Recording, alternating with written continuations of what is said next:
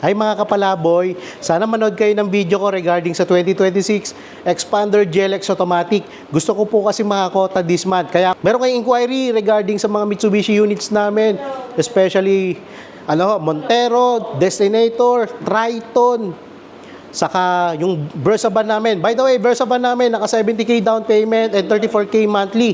Kaya tawag ka na sa number ko para makakota ako. So mga kapalaboy, nandito tayo ngayon sa showroom namin. Time check ulit, 7:31.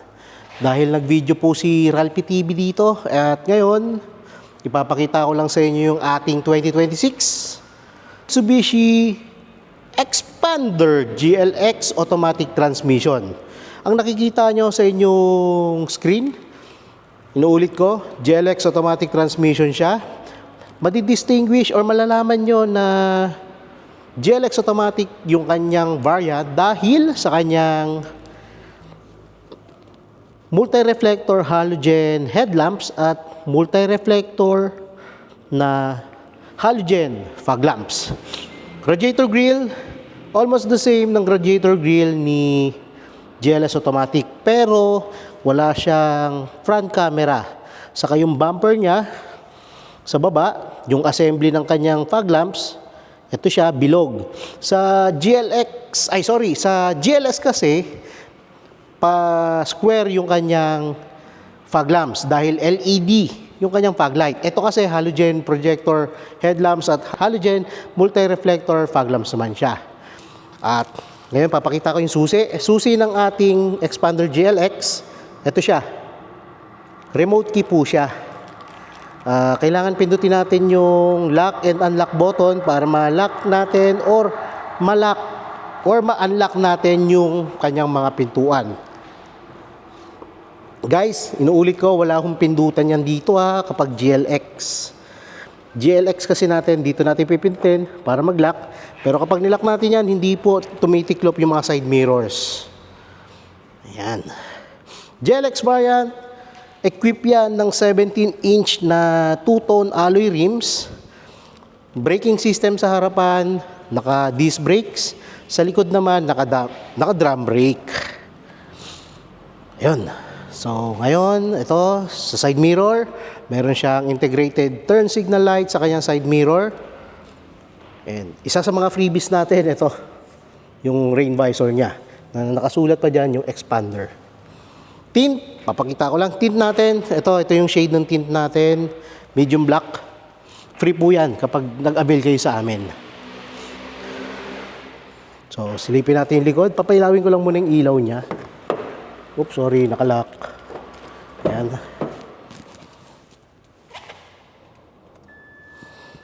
Kapag naka-on yung kanyang park light, sa likod, ito, naka-LED yan na park lamps. LED na rin yung kanyang plate lights. LED rin yung kanyang reverse light, pero naka-bulb type yung kanyang turn signal lights. Yung nasa baba ng bumper natin, yung dalawang red na yan, reflector lang po yan. At itong nasa baba natin, guys, yan, yung iba nilalagyan ng rear fog lamp yan. Pero, ano po yan aftermarket na po yan. Sa bubong, equip yung ating Expander GLX ng shark's fin antenna at meron pa rin siyang integrated na spoiler. So, hindi mo na kailangan bilan ng aftermarket spoiler yung unit mo.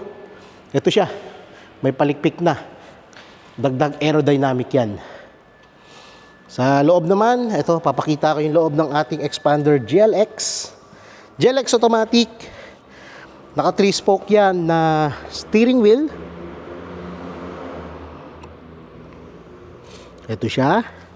Sa kanyang door naman, equip yan ng plastic na door molding. Saka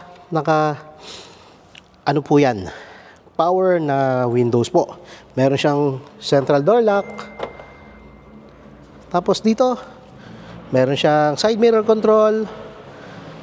Yung adjustment ng ating steering wheel, tilt and telescopic din siya. Pwede mo itulak palayo sa'yo or hatakin palapit sa inyo yung manibela. Ayan. Sa kanyang multi-information display, si GLX, Naka-analog and digital yan na multi-information display. Papakita ko lang sa inyo. Start ko lang yung ano, on ko lang yung power niya. Ayan siya. Napakaganda. Informative. Sa kanyang head unit, naka-SmartLink display audio tayo.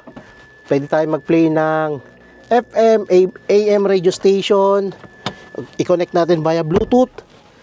O di kaya, i-connect via data cable para magamit natin yung SmartLink display audio. Sa kanyang aircon control naman, ito siya, knob type po yung kanyang aircon control. Ayan. Ito yung control para sa air vents. Ito naman para sa fan speed. Thermostat or yung temperature, ito naman yung control. Kung gusto niyo naman i-on or i-off yung compressor, palamigin yung hangin dito, ito po. Pipindutin mo lang yung AC para mag-on siya. Itong icon naman na to para sa air recirculator niya, para yung hangin hindi po papasok from galing sa labas papunta dito sa loob ng cabin natin. Guys, yung ating expander GLX automatic transmission, equipped yan ng dalawang airbag sa front driver side and sa passenger or sa front passenger side, meron siyang airbag. Si expander GLX, twist start po yung kanyang pag-on ng makina. At meron siyang, may console box siya dito, lagayan po ng mga gamit natin. Meron siyang dalawang cup holder. At yung pinagkaiba niya kay expander GLS or kay Cross, lever type pa rin yung kanyang handbrake. Si Cross and GLS, naka electronic parking brakes with brake auto hold. Ito, lever type pa rin yung kanyang parking brakes at wala siyang brake auto hold. Naka 4-speed pa rin siya na automatic transmission with overdrive button na magagamit nyo kapag kailangan nyo ng additional torque. Sa GLX automatic transmission, ito siya. Yung GLX variant natin, ito yung design ng ating pintuan sa loob. Napakaganda, napakasimple. And equip yan ng fabric seats.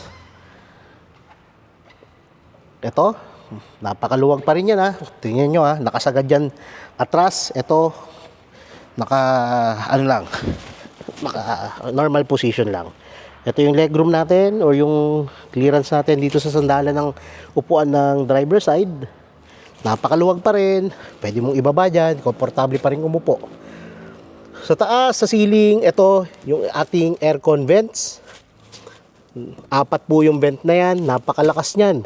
Abot yan hanggang sa likod. Yung aircon ng ating expander, all variants, nakakalsonic Kansei yan. Kaya sigurado, mabilis yang mapapalamig yung cabin at mamaintain niya yung temperature na sinet nyo kapag expander yung inavail nyo sa amin. And guys, ito pa sa natin, second row seat. Madilim lang dito kasi naka-off yung ilaw. Ayan siya. Maluwag pa rin dito kasya dito, 3 tao. 7-seater yung ating GLX variant. All variants sa expander, 7-seater. Puntahan natin yung likod. Bubuksan ko lang. Mano-mano po yung pag-open ng tailgate natin. Ayan siya. Ito yung likuran niya, napakaluwag. Marami kayong pwedeng ikarga dyan. Kasya dyan, 4 na sakong bigas na malaki. Mga 50 kilos. Total of 200 kilos, kasyang-kasya at kayang-kayang buhatin ng ating third row seat. Ulit sa inyo kung gaano siya kaluwag. Ayan. Napakalinis ng third row natin. Pero may additional storage yan dito sa baba. Pwede kayo maglagay dito ng mga sapatos o di kaya payong. O kaya mga tools, pwede nyo ilagay dyan. Sa gilid, pwede kayo maglagay ng mga gamit. Early warning device, dyan nyo ilalagay. Sa gilid, nandito yung lagayan ng tools. Meron tayong jack dyan. So, ikutan natin. Yan, napakaganda. Mga kapalaboy, alam mo ba, yung expander GLX natin at yung expander GLS, magkaiba sila ng hulma ng mga bumper. Mga kapalaboy, Naka 4A91 na 1.5 liter may VEC gasoline engine yung ating Expander GLX automatic. Alam mo ba yung ating Expander, all variants, naka-laminated windshield yan. Kaya kapag malakas yung ulan, hindi po nyo maririnig masyado yung, yung patak ng ulan sa inyong mga windshield. Dahil nare-reduce niya yung noise neto. Saka yung mga natin, headlamps, saka yung kanyang fog lamps, ho yan, naka-polycarbonate po yan. Napakatibay niyan. Kaya kahit may tumamang bato dyan, hindi po basta-basta mababasag yan. Unlike kapag glass or yung mga tempered glass, pag may batong maliit lang dyan na tumama sa inyong mga windshield, sa inyong mga headlamps or fog lamps, magkakaroon na ng crack. Pero ito, yung advantage natin dito, polycarbonate, matagal yan mabasag or masira. Saka, by the way, pag-usapan natin yung promo natin para sa ating Mitsubishi Expander GLX automatic transmission. Bago natin tapusin yung video na to, iikutan muna natin siya at mamaya i-discuss ko sa inyo yung pricing ng unit na to. At saka yung mga freebies na pwede mo ma-avail para sa Expander GLX automatic transmission.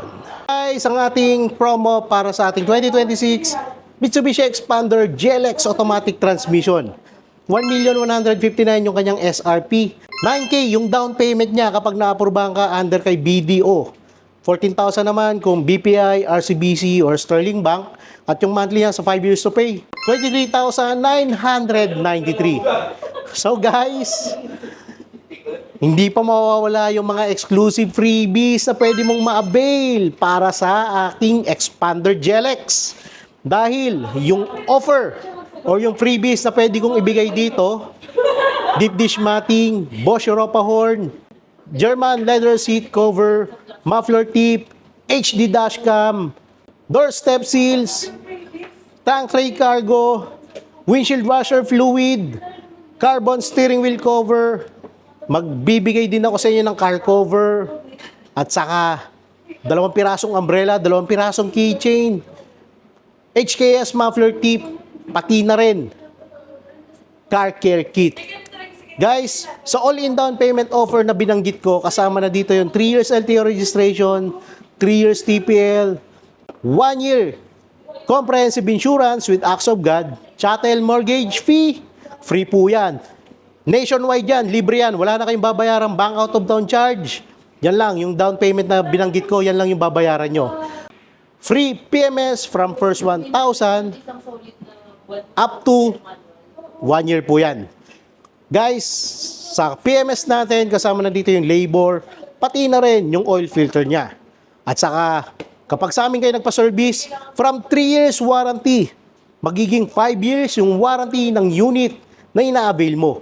So guys, meron pa tayong mga dito standard freebies. Yung standard freebies, ito yung freebie na binibigay ni dealer. Gaya ng tint, yung pinakita ko sa inyo kanina, matting, basic tools, early warning device, factory rust proofing, kasama na sa unit natin yan.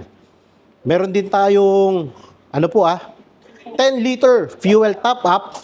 Yan po, yung mga kasama sa mga freebies natin. And again, this is Joey RJ Olimba, your sales executive dito sa Mitsubishi Peak Motors, Jose Abad Santos, Manila.